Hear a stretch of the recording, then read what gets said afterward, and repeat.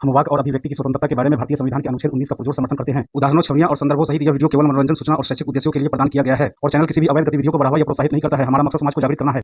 जय हिंद दोस्तों, मैं हूं तोहफा एक्स मुस्लिम। दोस्तों, जरूरी नहीं है कि किसी बंदे के बोलने का लहजा अच्छा है तो उसकी सोच भी अच्छी होगी। तो आज की डिबेट में हम यही जानने की कोशिश करेंगे कि एक मोमिन के बात करने का लहजा और उसकी सोच में कितना अंतर होता है। कहने का मतलब है, मोमिन डॉक्टर हो, इंजीनियर हो या कोई अनपढ़ मोमिन हो, क्या उन सभी की सोच एक जैसी होती है? क्या सिर्फ उनके बोलने का लहजा और तलफ़ुज़ अलग होता है? पढ़े लिखे मोमिनों को सुनकर शायद आपको भ्रम हो सकता है कि ये तो बड़ा ही इंटेलिजेंट मैन है, लेकिन उनकी उड़ानें डॉक्टर जाकिर नाइक और इंजीनियर मिर्जा जितनी ही होती है, क्योंकि कोई भी मोमिन तथाकथित आसमानी ज्ञान से बाहर की उड़ान भरने की जुर्रत कर ही नहीं सकता है। जो कि आज की डिबेट को सुनकर आपके सामने पूरी पिक्चर साफ हो जाएगी। तो आइए समय का लिहाज करते हुए आज की इस डिबेट को भी देख ही लेते हैं। अली रजा साहब, आप कैमरे के साथ आए हैं, आपका शक्ल दिखा दूं या ना दिखाऊं, हिडन रहने दूं? अहमद रजा। अहमद रजा, इसको कैमरा बंद करने नहीं आ रहा है। अच्छा अली रजा, आप बोल सकते हैं, कोई मसला नहीं। मैं आपको समझाया तो आपकी शक्ल किसी को नजर नहीं आ रही, आप बोल सकते हैं, मेरे साथ बात करें। आपकी शक्ल अभी किसी को नजर नहीं आ रही अपने। जी बोलिए। अच्छा अली रजा, गौर से सुनिएगा। आपके जो पेज है उस पेज में नीचे एक म्यूट का बटन होगा और म्यूट के लेफ्ट साइड पे स्टॉप कैम का बटन होगा। पेज पे नीचे बॉटम में, तो अगर आप अपनी शक्ल नहीं दिखाना चाहते, बॉटम में स्टॉप कैम का बटन, यस, तो अब आपका कैमरा बंद हो गया। जी सर, अहमद रजा भाई जी बोलिए। सर, मेरा सवाल यह था कि जैसे कुछ लोग होते हैं जो मरते हैं तो उसको मतलब दफनाया जाता है, सुन लो, और जी कुछ लोग होते हैं जिसको मरने के बाद जलाया जाता है। तो फिर दोनों में जी बेहतर ऑप्शन कौन है? सर, कुछ भी बेहतर नहीं है। और जब आप मर गए, एक मेरी बात सुनिए, जरा गौर से सुनिएगा। जी जी जी आप मुसलमान हैं ना? वैसे जी, अल्हम्दुलिल्लाह मैं मुसलमान हूँ। पाकिस्तान से, इंडिया से? इंडिया से। ओके सर, एक बात मुझे जरा सोच अत्तहियात बताइएगा। सुना दो पहले। चलिए अतः सुना दे, वेरीफाई हो जाए। अत्तहियातु लिल्लाहि वस्सलावातु वत्तय्यिबातु वस्सलामु अलैका अय्युहन नबी व रहमतुल्लाहि ठीक हो व गया, बरकातुहू।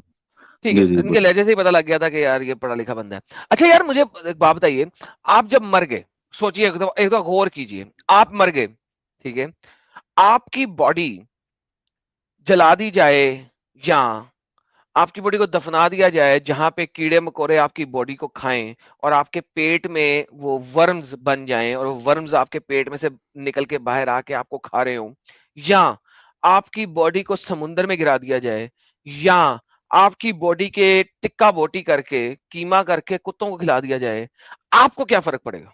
वट विल, यानी कि आपको क्या फर्क पड़ेगा? आपको personally what will you have an issue in that, in any scenario?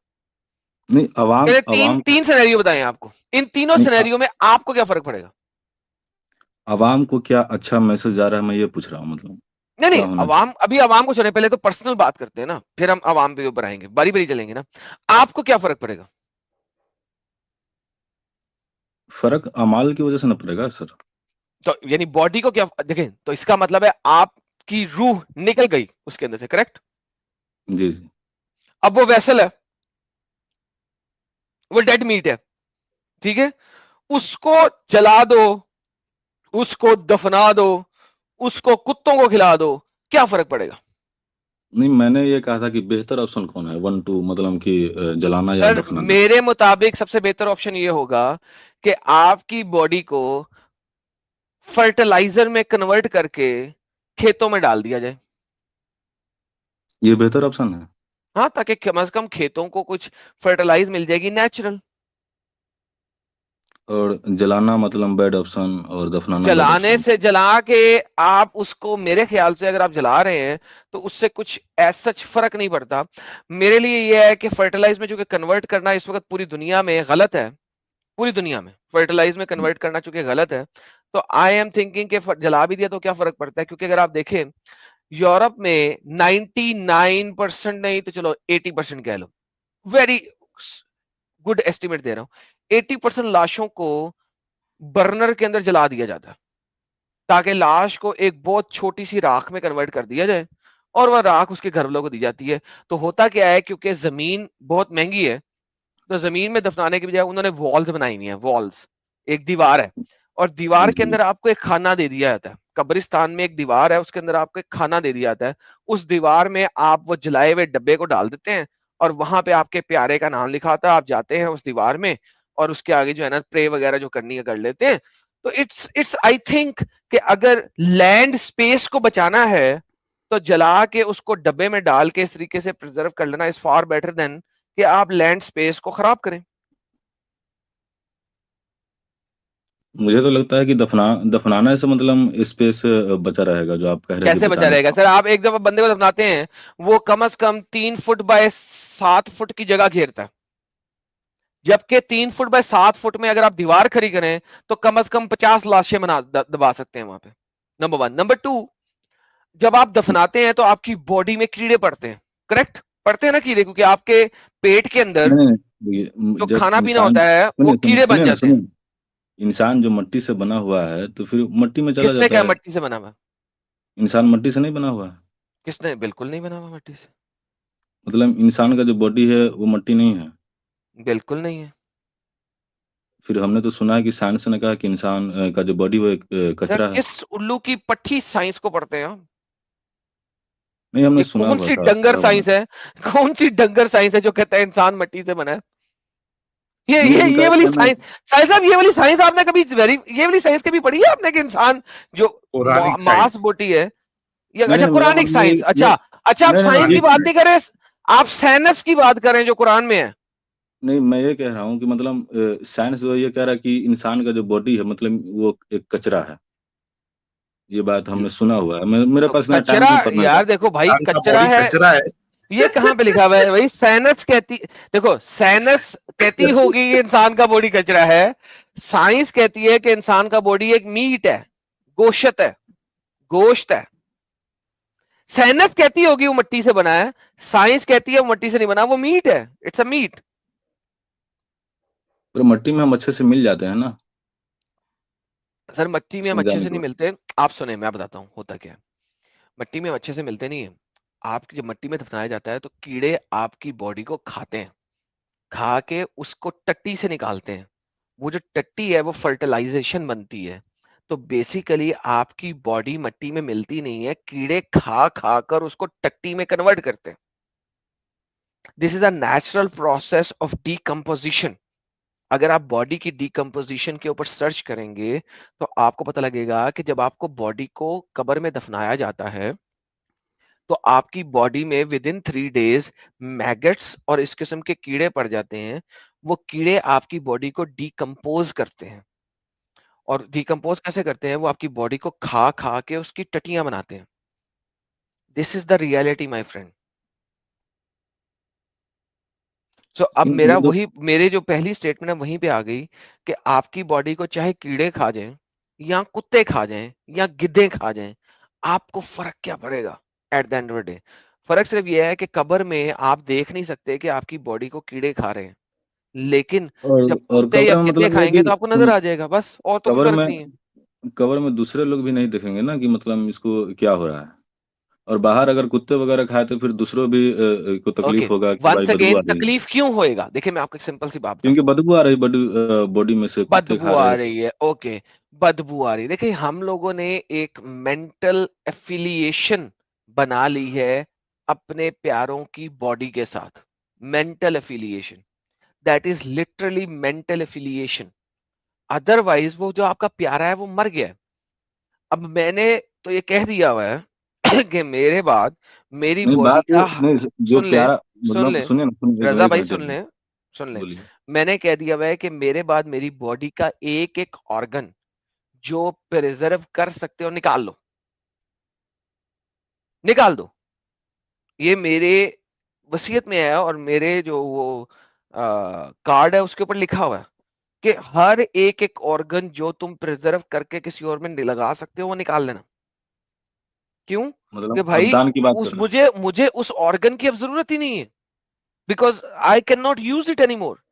तो उसको कीड़े मकोड़े क्यों खाएं, या वो भट्टी में क्यों जले? तो मैंने ऑलरेडी अपनी पूरी बॉडी दान कर दी हुई है।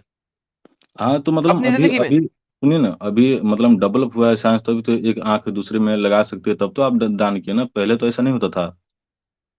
इसीलिए मैं कह रहा हूं भाई, जब पहले ऐसा नहीं होता था तब चाहे उसको कीड़े खाएं या कुत्ते खाएं, फर्क क्या पड़ता है आपको? अच्छा, अच्छा चलिए, ये तो बात होगी, वो ये इंसानी इन्फ्लैचुएशन है, दैट्स अ सेपरेट थिंग। मुझे बताएं, आपका जो अल्लाह है वो इतना ज्यादा शायद शायद शायद क्यों करता है? क्या उसे नहीं पता कि क्या होने वाला है या क्या करने वाला है, क्या करना है? क्या उसको ये बातें नहीं पता? अल्लाह शायद नॉलेजेबल शायद नहीं है? हम शायद शादी आपका मतलब हम समझे नहीं, मतलब आप क्या कहना चाहते हैं? अल्लाह हर दफा कुरान में लफ्ज शायद यूज करता है, क्यों?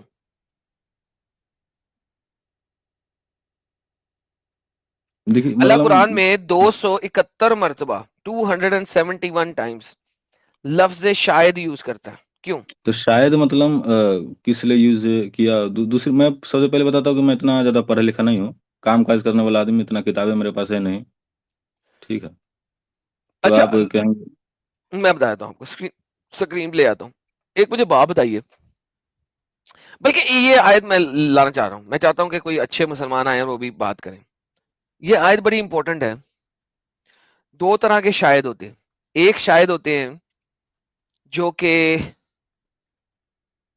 जेनेरिक सेंस में होता है, और एक शायद होता है जो कि पॉजिटिव सेंस में होता है। अल्लाह ने यहाँ पे जो शायद यूज किया है वो पॉजिटिव सेंस का यूज किया। रुबमा। रुबामा, रुबामा जो लफ्ज है उसकी जो बेस वर्ड है वो क्या है, मैं जरा एक दफा वेरीफाई कर लूं। वो है युबामिन,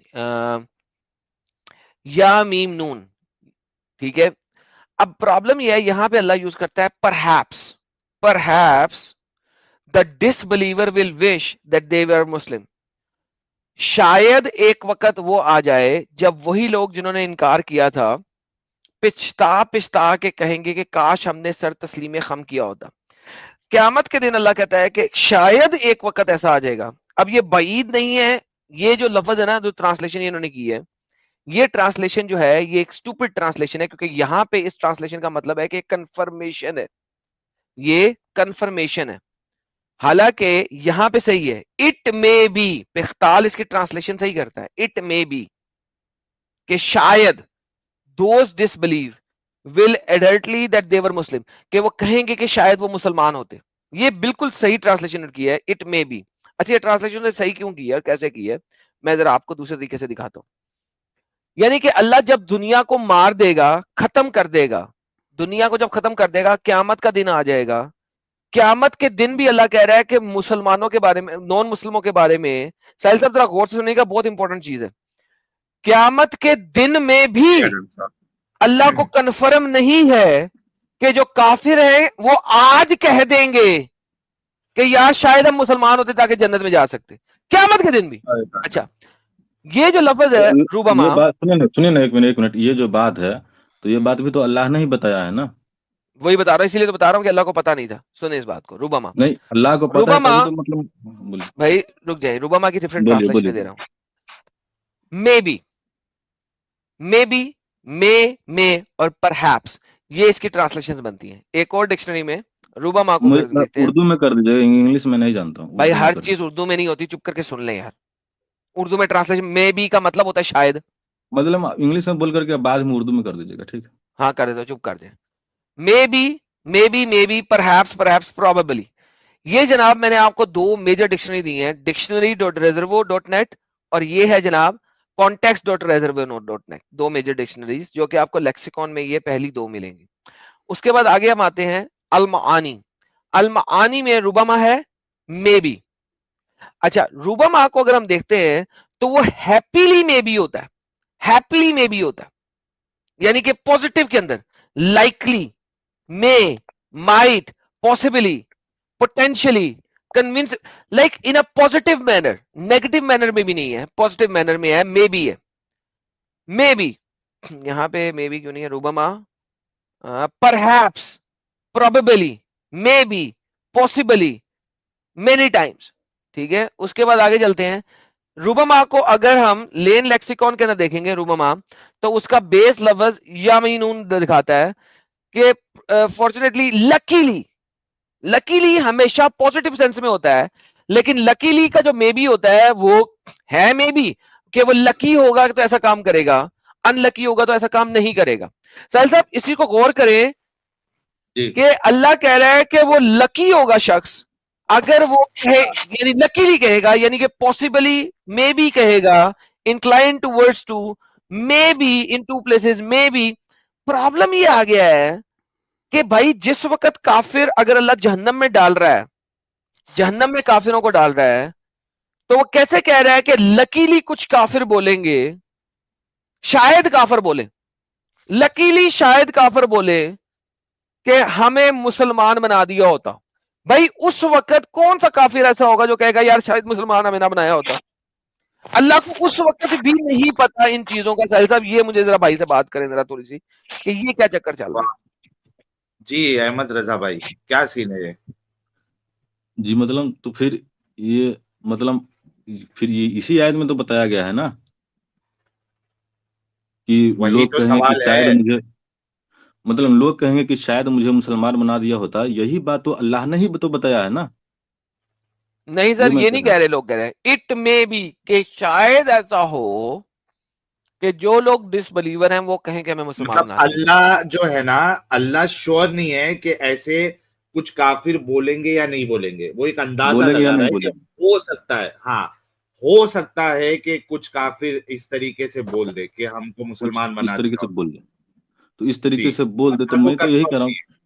है। इस तरीके से बोल दे तो ये हाँ आने वाली बात की खबर है, तो ये भी तो अल्लाह ही बता रहा है। मैं ये कह रहा हूँ कि इस हाँ, तरीके से लेकिन बोल दे। अल्लाह, भाई सवाल इस पे है कि अल्लाह श्योर क्यों नहीं है कि वो बोलेंगे या नहीं बोलेंगे। सवाल उस पे है। अल्लाह को तो सारी नॉलेज है ना, उसको पता होना चाहिए कि हाँ बोलेंगे, उसको या तो पता होना चाहिए नहीं बोलेंगे। ये बीच वाली बात क्यों कर रहा है अल्लाह, उस पे सवाल है भाई। मतलब इस बात में आप कहेंगे, मतलब इस बात में शक है, बोलेंगे कि नहीं बोलेंगे। अल्लाह इस बात को हाँ, मतलब क्लियर अल्लाह नहीं करेगा। अल्लाह शक में पड़ा हुआ है। यस, अभी आप एकदम परफेक्ट समझे। देखिए जैसे मैं एक मतलब सुना था, मोबाइल से मैं सुनता हूँ, समय नहीं पढ़ने का। जैसे फरिश्ते, मतलब मैं सुना था, मैं दूसरा बात कर रहा हूँ अभी। सुना था कि फरिश्ते दूसरा जब छोड़ दो ना, किसी को पहले इसको तो क्लियर करो, मैं बाद में दूसरे पे मतलब जाना है। दूसरे पे नहीं जा रहा हूँ, मैं आपसे पूछ भी नहीं रहा हूँ कुछ भी।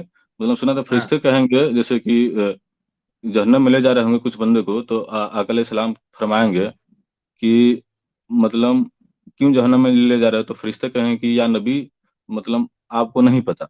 तो मतलब मेरा कहने का हाँ मतलब ये है कि यही बात तो मतलब नबी अलैहिस्सलाम खुद बताए इल्म गैब के जरिए से कि ऐसा बाद में हाँ। कहेंगे कि तुमको नहीं पता, आपको नहीं पता, अरे फरिश्ते कहेंगे। लेकिन वो तो एक सेपरेट चीज है भाई। यहाँ पे तो इल्मे गैब, अल्लाह का इल्मे गैब शक में आ गया है। जो पॉइंट है उस पे रहो ना आप। यहाँ पे तो तो नबी को तो मतलब छोड़ कुछ दो, लोग नबी तो देखिए, एक कुछ लोग इंसान कुछ है। लोग कहें उसमें अल्लाह जो कह रहे हैं ना, अल्लाह ने जो मतलब, तो उसमें कुछ लोग कहेंगे, कुछ लोग नहीं भी कहेंगे। नहीं, वैसा नहीं कह रहा अल्लाह कि कुछ लोग कहेंगे कुछ लोग नहीं कहेंगे। अल्लाह कह रहा है हो सकता है कि जो लोग काफिर है, जिन्होंने कुफ्र किया, वो इस तरीके से विश करेंगे, वो इस तरीके से चाहेंगे कि हमको मुसलमान बना दिया होता, हम मुसलमान होते। अल्लाह ये नहीं कह रहा कुछ लोग कहेंगे कुछ लोग नहीं कहेंगे। अल्लाह शक जाहिर कर रहा है कि जिन्होंने कुफ्र किया हो सकता है कि वो लोग ऐसा बोले।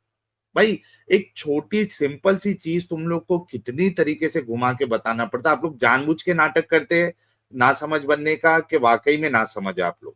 कभी कभी हमको खुद परेशानी हो जाती है ऐसी कि तुम लोग ये ऐसी बात नहीं है, देखिए ऐसी बात करते नहीं हो है या आप। तो इतनी छोटी सी सिंपल सी चीज आपको मैंने कम से कम 4 या 5 बार अलग अलग अंदाज में बताया, आप वही चीज रिपीट कर रहे हो यार। ऐसी बात नहीं, मान लीजिए जो हम काम काज करने वाला आदमी, जो बड़े बड़े उलमा है, जो पढ़े लिखे इसमें हैं, वो कामकाज इसका की बात परफेक्ट ही नहीं जवाब है दे ना, ये तो पाएंगे। एक नॉर्मल चीज। यार देखो अहमद रजा, या तो एक काम करो, पहली बात तो ये कोई रॉकेट साइंस नहीं है, ठीक है, कि आपको इल्म नहीं है, आपने ग्रेजुएशन नहीं किया, आप कामकाज करते हैं। आप जो नॉर्मल कामकाज करते हैं उसमें भी नहीं, एक आप एक सुनिए ना, बातें एक आयत करते हो, सुनिए ना, दिमाग लगाते हो। एक आयत शरीफ होते हैं, उसके बहुत सारे तफसील लिखे होते हैं, बहुत सारे अहादीस लिखे होते हैं। तो उलमा पढ़ते हैं, हम लोग तो नहीं पढ़ते हैं ना। तो वही बता तो पाएंगे कि मतलब एक इसका काम मतलब क्या करो, है। या तो अगर आप इतने ही बददिमाग हो, इतने ही दिमागी अपंग हो, इतने ही बेअकल हो, तो आप एक काम करो, फिर अपने कोई आलिम को लेके आ जाओ भाई। अब इससे ज्यादा हम सुन, नहीं बोल सकते आप। अब बात है, हम तो वही एक सवाल पूछने आए थे, हम तो नहीं कह रहे थे कि आप हमसे पूछिए। हाँ, तो आप किसी आलिम को लेके आ जाओ फिर। ठीक है। अगर लास्ट में आपको यही कहना है कि हमारी सोच का पूरा मेयार जो है वो आलिमों पे टिका हुआ है, वो बोलेंगे कि पीछे झुक के पिछवाड़ी अपनी दे दो बजाने के लिए, तो तुम नहीं, कहोगे देखिए अरे आप हमारे ये आलिम गलत दे बात देना। बोल रहे हैं, ये गलत ये बात। बिल्कुल गलत, जिस बिल्कुल सही बात है। सुनो मेरी देखिए, बात, एक हुनर बिल्कुल सबके सही पास नहीं बात। ना होता है, मान लीजिए। नहीं, ये सुनिए, हुनर की बात नहीं है, ये या अकल की बात है। इलम हो, अब सब ना आदमी ना तो ना ना इंजीनियर नहीं है, ना ना। सब आदमी इसमें मैंने इंजीनियर कहा इंजीनियर तो ना नहीं है कि ना। ये कोई रॉकेट, रजा, इसमें कोई रॉकेट साइंस नहीं, मैंने पहले बोल दिया। हाँ, अगर कोई साइंस का मसला होता, कोई ऐसी बात होती कि यार आयत वो जो क्या कहते हैं उसको, हदीस ज़ईफ है क्या, तो सही है, मुझे समझ में नहीं आ रहा, ये आलिम का काम है, मैं आपका पॉइंट समझ जाता, मैं मान लेता।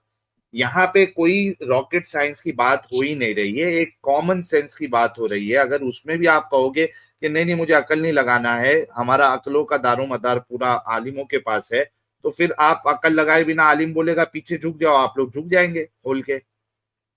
ये आप गंदा मिसाल दे रहे हैं, इस तरह मिसाल नहीं दिया मैं जाता है। बिल्कुल ठीक। सही मिसाल दे रहा हूँ, यही मिसाल आप नहीं, लोगों के लिए एकदम लायक मिसाल है। नहीं, ठीक है, जाइए आप अपने किसी आलिम को लेके आ जाओ। थैंक यू, चलिए ठीक बहुत शुक्रिया।